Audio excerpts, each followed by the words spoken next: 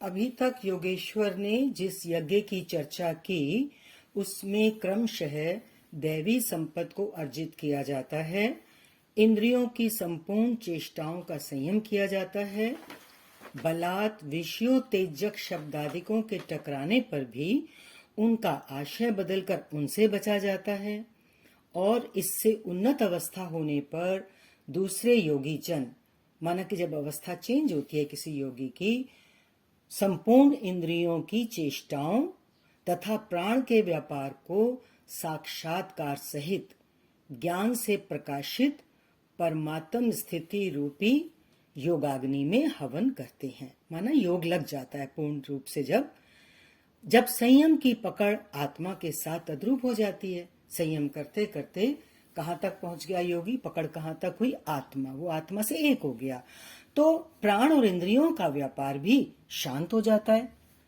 उस समय विषयों को उद्दीप्त करने वाली, विषयों को भड़काने वाली, विषयों को ऊपर उठाने वाली और इष्ट में प्रवृत्ति दिलाने वाली दोनों धाराएं आत्मसात हो जाती हैं। माना किसी का भी कोई महत्व नहीं रह जाता फिर करने का, कोई भी चीज फिर प्रभावित नहीं करती और किसी चीज की जरूरत नहीं बचती जब परमात्मा से, आत्मा से तद्रूप हो जाता है साधक, क्योंकि परमात्मा में स्थिति मिल जाती है, यज्ञ का परिणाम निकल आता है। ये है यज्ञ की पराकाष्ठा।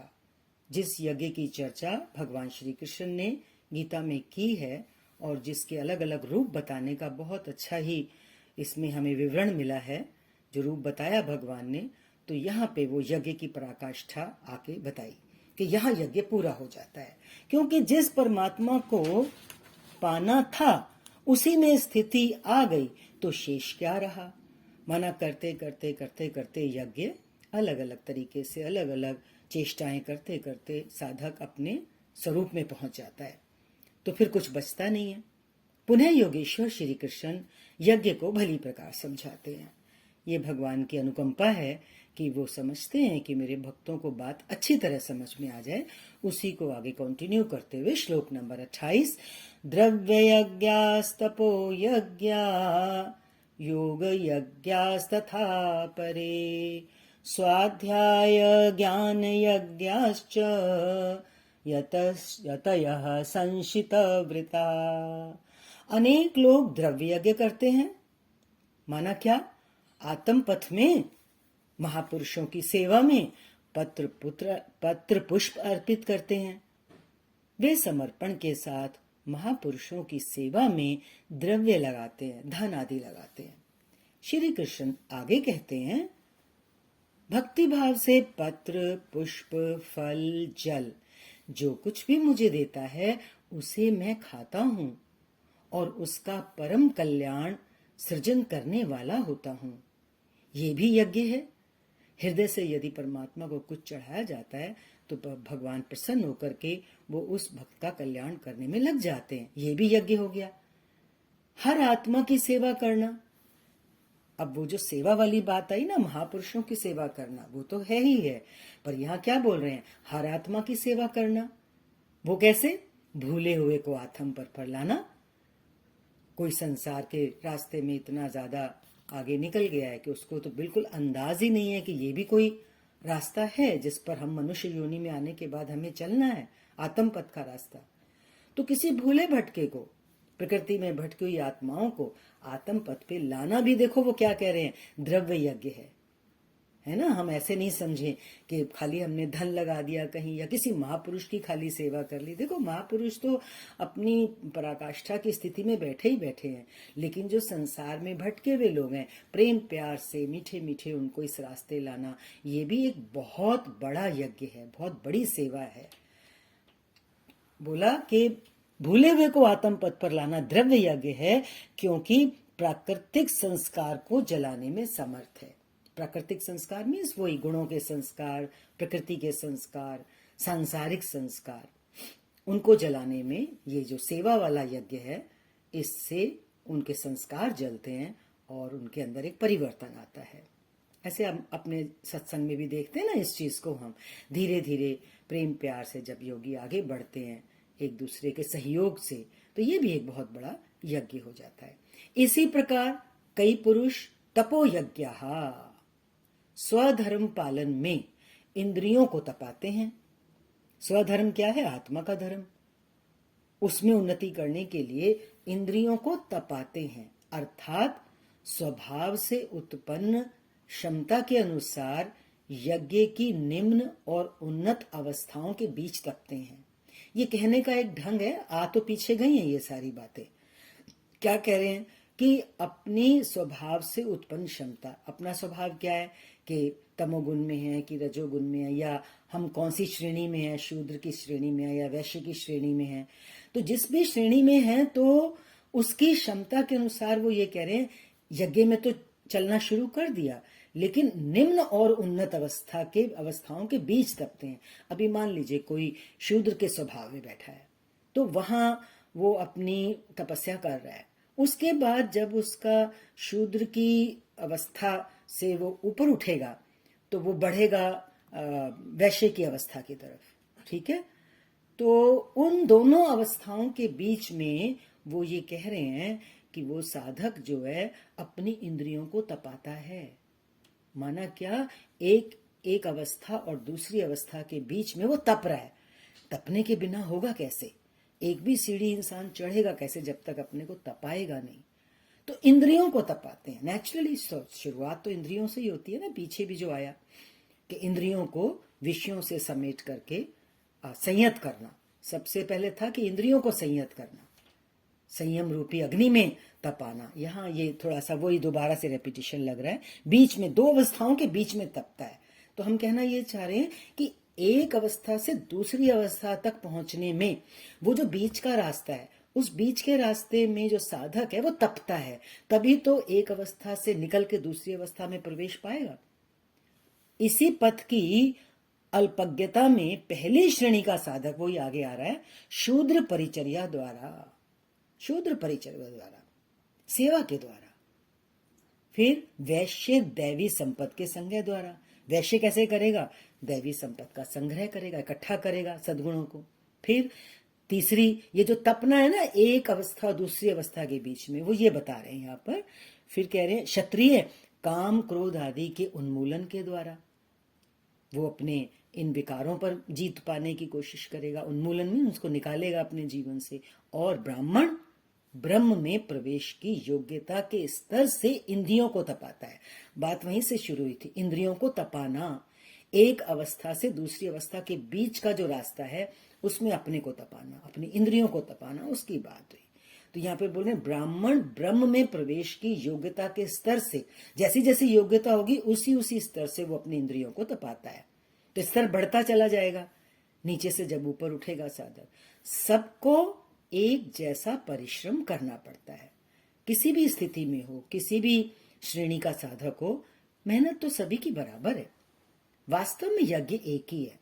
अब चाहे कोई शूद्र श्रेणी में बैठा है, चाहे वो ब्राह्मण श्रेणी में है, चाहे क्षत्रिय में है, वो कह रहे हैं कि यज्ञ तो एक ही है। क्योंकि यज्ञ क्या है? यज्ञ अपने को तपाना। एक अवस्था से दूसरी अवस्था के बीच का जो पथ है, जो रास्ता है, उसमें अपनी अपनी क्षमता के अनुसार, जैसी जिसकी क्षमता, जैसी जिसकी अवस्था। तो यज्ञ एक ही है। ये भी यहाँ पे एक अच्छी बात बोल रहे हैं, वास्तव में यज्ञ एक ही है। कोई हम समझे पीछे हमने 4-5 यज्ञ गिने हैं, हम बोले अलग अलग यज्ञ हैं। यहाँ वो क्या करें, यज्ञ तो एक ही है। क्यों एक ही है? क्योंकि साधक क्या कर रहा है? अपने को तपा रहा है। बस फर्क क्या है? अवस्था के अनुसार ऊंची नीची श्रेणियां गुजरती जाती हैं, बस डिफरेंस इतना है। श्रेणी का फर्क है। जैसे चौथी मंजिल पे आना होता है तो सीढ़ी चढ़ते हैं, पहली मंजिल पे पहुंचते हैं, फिर दूसरी पे पहुंचते हैं, फिर तीसरी पे पहुंचते हैं, फिर चौथी पे पहुंच जाते हैं। ये चीज है यहाँ पर, धीरे धीरे ऊपर चढ़ना। तो यज्ञ एक ही हो गया। पूज्य महाराज जी कहते थे, मन सहित इंद्रियों और शरीर को लक्ष्य के अनुरूप तपाना ही तप कहलाता है। लक्ष्य के अनुरूप, लक्ष्य क्या है? परमेश्वर। उसके अनुरूप अपनी इंद्रियों को और अपने मन को और अपने शरीर को, है ना। बस ये 3 चीजें याद रखनी है, मन सहित इंद्रियां और शरीर। तो 3 हो गया ना, मन, इंद्रियां और शरीर, इनको तपाना, ये तप कहलाता है। और तपाने का मतलब अब समझ ही रहे हैं हम, उनको अपने वश में करना, संयत करना। ये लक्ष्य से दूर भागेंगे। अब ये सावधानी है यहाँ पर सुजागी है। मन भी, इंद्रियां भी, शरीर भी लक्ष्य से दूर भागेंगे। मीन्स जो आया ना भय, मन डरेगा उस तरफ जाने से, इंद्रियां अपना जोर लगाएंगी विषयों में जाने में, शरीर भी साथ नहीं देगा, तो ये भागेंगे। तो करना क्या है साधक को? इन्हें समेट कर उधर ही लगाओ। उधर ही लगाओ माना लक्ष्य में ही लगाओ। अनेक पुरुष योग यज्ञ का आचरण करते हैं। योग यज्ञ, योग तो होता है ना दो चीजों का मिलन, योग यज्ञ का आचरण करते हैं। जैसे प्रकृति में भटकती हुई आत्मा का प्रकृति से परे परमात्मा से मिलन का नाम योग है। देखो यहां बता दिया योग का मतलब, योग यज्ञ का आचरण बताने जा रहे हैं ना, तो योग का मीनिंग बता रहे हैं। फिर से सुन लो, प्रकृति में भटकती हुई आत्मा का प्रकृति से परे परमात्मा से, परमात्मा कहाँ है? प्रकृति से परे। और जीव की आत्मा कहाँ है? प्रकृति में, और प्रकृति में भटक रही है। तो प्रकृति से परे उस परमात्मा से जो मिलन होता है जीवात्मा का, उसी का नाम योग है। योग की परिभाषा अध्याय 6 के 23वें श्लोक में दृष्टव्य है, वहां बताई गई है। जब पहुंचेंगे तो सामने आएगा हमारे भी। सामान्यतः दो वस्तुओं का योग, दो वस्तुओं का मिलन योग कहलाता है। कागज से कलम मिल गया, थाली और मेज मिल गए, तो क्या योग हो गया? नहीं, ये तो पंचभूतों से निर्मित पदार्थ हैं। थाली और मेज दोनों ही पंचभूत के बने हैं, कागज और कलम भी दोनों पंचभूत के बने हैं। तो पंचभूत से जो चीज बनी होती है वो तो जड़ होती है, तो जड़ का जड़ से मिलन हो गया। ये तो पंचभूतों से निर्मित पदार्थ हैं, एक ही है। दो कहां हैं? दो तो प्रकृति और पुरुष हैं। प्रकृति में स्थित आत्मा, जीवात्मा कहां है? प्रकृति में भटकी हुई है। तो प्रकृति में स्थित आत्मा अपने ही शाश्वत रूप परमात्मा में प्रवेश पा जाता है, तो प्रकृति पुरुष में विलीन हो जाती है।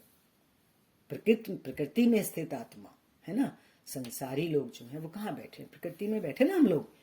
तो अपना हमारा शाश्वत स्वरूप क्या है? परमात्मा है। तो जब हमारी आत्मा का जो मिलन है, प्रकृति में जो स्थित आत्मा है, जब वो अपने शाश्वत रूप परमात्मा में प्रवेश पा जाता है, प्रकृति से परे चला जाता है, तो प्रकृति पुरुष में विलीन हो जाती है। पहले प्रकृति में बैठे थे, प्रकृति से पार हो गए, परमात्मा में प्रवेश पा लिया, तो क्या कह रहे हैं वो? प्रकृति पुरुष में विलीन हो जाती है। यही योग है, असली योग ये है, प्रकृति का पुरुष में विलीन हो जाना। प्रकृति त्रिगुणमयी है, माया है, जड़ है, पुरुष परमात्मा है, परमेश्वर है, चेतन है। यही योग है। इस योग को हमें समझना है, क्योंकि देखो कर्म योग में भी हमें साधन तो बताए गए हैं, है ना। हर तरह से कर्म योग को हमने समझने की कोशिश की है। अब योग का मीनिंग भी साधक को बहुत स्पष्ट रूप से समझ आना चाहिए, क्योंकि कहीं फिर उन चीजों में जो साधन बताए, जो यज्ञ की प्रक्रियाएं बताई हैं, उनको ही खाली ऐसे उनमें भटकना, उनमें भी ना भटक जाए, कहीं हम अटक ना जाएं उसमें। तो हमारे सामने जो लक्ष्य है, उस लक्ष्य का मीनिंग भी हमें क्लियर होना चाहिए। मीनिंग क्या है कि प्रकृति में स्थित आत्मा जब परमात्मा में प्रवेश पा जाती है, तो प्रकृति पुरुष में विलीन हो जाती है। यही योग है। तो योग की परिभाषा यहां अच्छे से समझ आ रही है। अतः अनेक पुरुष इस मिलन में सहायक, इस प्रकृति का पुरुष में जो मिलन है, इसमें सहायक शम, दम इत्यादि नियमों का भली प्रकार आचरण करते हैं। शम मीन्स मन का संयम, दम इंद्रियों का दम, इसका भी करते हैं आचरण। एक अलग अलग साधनाएं हैं, पतंजलि की अलग साधनाएं हैं, अष्टांग योग है उनका, उसमें शम दम ये सब आता है। योग यज्ञ करने वाले, अब योग हमें समझ आ गया ना, आत्मा का परमात्मा से मिलन, प्रकृति का पुरुष में विलीन हो जाना, ये योग है। तो क्या कह रहे हैं? योग यज्ञ, ये यज्ञ हो गया, प्रकृति का पुरुष में विलीन होना। तो ये योग यज्ञ करने वाले तथा अहिंसादि तीक्ष्ण व्रतों से युक्त यत्नशील पुरुष स्वाध्याय यज्ञान यज्ञाश्च, स्वयं का अध्ययन, स्वरूप का अध्ययन करने वाले ज्ञान यज्ञ के कर्ता हैं। योग यज्ञ करने वाले अहिंसा आदि तीक्ष्ण व्रतों से युक्त यत्नशील पुरुष, जो यत्नशील हैं, इस रास्ते पर आगे निकल चुके हैं, योग यज्ञ करने वाले हैं और अहिंसा आदि तीक्ष्ण व्रत, अहिंसा वही हो गई ना, अपनी आत्मा की हिंसा ना करना, और वो है कि अपने इंद्रियां, विषय, ये सब जो पीछे डिस्कस किया, इनके ऊपर अपना संयम रखना। इसमें जो यत्नशील पुरुष हैं वो क्या करते हैं? स्वाध्याय ज्ञान यज्ञाश्च, स्वयं का अध्ययन करते हैं। स्वयं क्या है? आत्मा, आत्मा का अध्ययन करते हैं। स्वरूप का अध्ययन करने वाले, अपने आत्मा का अध्ययन करने वाले ज्ञान यज्ञ के कर्ता हैं। तो ये एक और यज्ञ आ गया, कौन सा? ज्ञान यज्ञ। वो ज्ञान यज्ञ करता है, उन्होंने ज्ञान यज्ञ का सृजन किया। ये एक अच्छी बात आ रही है सामने, बहुत प्रैक्टिकल सी चीज, ज्ञान यज्ञ की। क्योंकि गीता में जब यज्ञों का आगे वर्णन, शायद 12वें अध्याय में, जो भगवान ने बोला एक जगह पर कहीं कि ज्ञान यज्ञ सबसे सर्वोत्कृष्ट है, सर्वोत्तम ज्ञान यज्ञ है, यज्ञों में सबसे बड़ा यज्ञ ज्ञान यज्ञ बताया। तो वो क्या है उसको भी यहां समझ लें। तो ज्ञान यज्ञ क्या करता है? यहां योग के अंगों, वही जो हम आपको बता रहे थे, पतंजलि के योग के जो अंग हैं वो है यम, नियम, आसन, प्राणायाम, प्रत्याहार, धारणा, ध्यान, समाधि को अहिंसादि तीक्ष्ण व्रतों से निर्दिष्ट किया गया। अभी बोला ना योग यज्ञ करने वाले और अहिंसादि तीक्ष्ण व्रत। तो अहिंसादि तीक्ष्ण व्रत में देखो ये 8 चीजें आ रही हैं, यम, नियम, आसन, प्राणायाम, प्रत्याहार, धारणा, ध्यान और समाधि। इनको हम खोल नहीं रहे हैं, इसमें जो भी चीजें हमें समझ आए वो हमारे लिए हैं। तो इन 1 2 3 4 5 6 7 8 अष्टांग योग है ये पतंजलि का। इसको अहिंसादि तीक्ष्ण व्रतों से निर्दिष्ट किया गया है। ऊपर बोला, मैं दोबारा बोल रही हूं, योग यज्ञ करने वाले और अहिंसादि तीक्ष्ण व्रतों से युक्त। तो अहिंसादि तीक्ष्ण व्रत ये 8 हैं। तो वो जो यत्नशील पुरुष हैं वो क्या करते हैं? वो ज्ञान यज्ञ के करता है। अनेक लोग स्वाध्याय करते हैं, कोई पुस्तक लगा लिया, शास्त्र लगा लिया, उसका अध्ययन करते हैं। तो बोला स्वाध्याय करते हैं। क्लियर करेंगे अभी ये स्वाध्याय को भी। पुस्तक पढ़ना तो स्वाध्याय का आरंभिक स्तर मात्र है। पुस्तक पढ़ने को हम स्वाध्याय कहते हैं ना, कि हमने ये शास्त्र लगा रखा है, हम स्वाध्याय करते हैं रोज नियम से बैठ के घंटा आधा घंटा। तो वो कह रहे हैं ये तो स्वाध्याय का आरंभिक स्तर मात्र है। ज्ञान यज्ञ की बात आ रही है यहां पर। विशुद्ध स्वाध्याय है स्वयं का अध्ययन। स्वयं का अध्ययन, स्वयं क्या है? हमेशा आता ही है, आत्मा, अपना स्वरूप, अपना शाश्वत वास्तविक स्वरूप, उसका अध्ययन, जिससे स्वयं का अध्ययन, जिससे स्वरूप की उपलब्धि होती है। स्वरूप है हमारा, लेकिन हमें उसकी उपलब्धि नहीं है, उसका आनंद नहीं ले पा रहे हैं। तो स्वाध्याय क्या हुआ? विशुद्ध स्वाध्याय है स्वयं का अध्ययन, जिससे स्वरूप की उपलब्धि होती है, जिसका परिणाम है ज्ञान। तो ज्ञान यज्ञ क्यों कहा? जब स्वरूप की उपलब्धि होगी तो वो कह रहे हैं उसका परिणाम है ज्ञान, और ज्ञान का मीनिंग बोल रहे हैं साक्षात्कार। बहुत सुंदर बताया ज्ञान यज्ञ को यहां पर, किस तरीके से विशुद्ध स्वाध्याय, स्वयं का अध्ययन।